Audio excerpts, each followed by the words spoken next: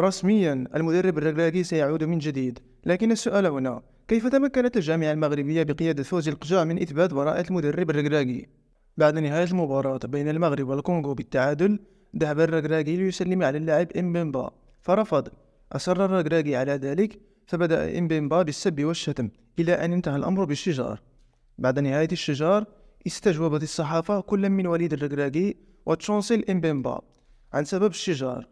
أجاب الركراكي بأن ما حصل كان عاديا، وأن انفعال إمبيمبا كان بسبب الضغط والتوتر، بينما إمبيمبا رفض الإفصاح عن السبب، وكل ما قاله هو أنه تعرض للعنصرية من طرف الركراكي، وأنه يملك الفيديوهات التي تثبت ذلك. أنا لم أفهم أي شيء. كيف تعرض للعنصرية؟ أتوقع من أي شخص أن يكون عنصريا إلا هذا الشخص. وأيضا إذا كان يمتلك هذه المعلومات، لماذا لم يفصح عنها؟ وأيضا كيف تمكن من تصوير المقاطع وهو يلعب وسط المباراة؟ حقا كيف؟ المهم، قبل بداية المباراة الثانية مع زامبيا، الاتحاد الكونغولي لكرة القدم رفع دعوى على وليد الركراكي عند الاتحاد الإفريقي لكرة القدم، بينها أن تشونسيل إمبيمبا تعرض للعنصرية من طرف وليد الركراكي. وهنا حدث غير المتوقع: قبل المباراة الثانية مع زامبيا بأربع ساعات، أصدر الاتحاد الإفريقي قرارا بتوقيف وليد الركراكي لأربع مباريات. في البداية توقعت أن هذه مسحة، لكن الإعلان كان حقيقيا بالفعل. المهم، مباشرة بعد إصدار القرار، طالبت الجامعة المغربية بقيادة رئيس الجامعة فوزي القجع بطلب استئناف، بحجة أن القرار المطبق على وليد الركراكي قرار ظالم.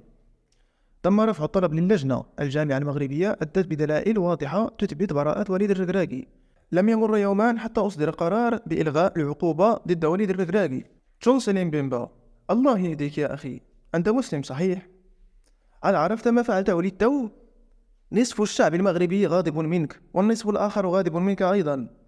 في نظري، الجامعة المغربية تستحق تعويضات على ما حصل، فلقد تسبب بالكثير من المشاكل للفريق المغربي، وكل هذا ظلما.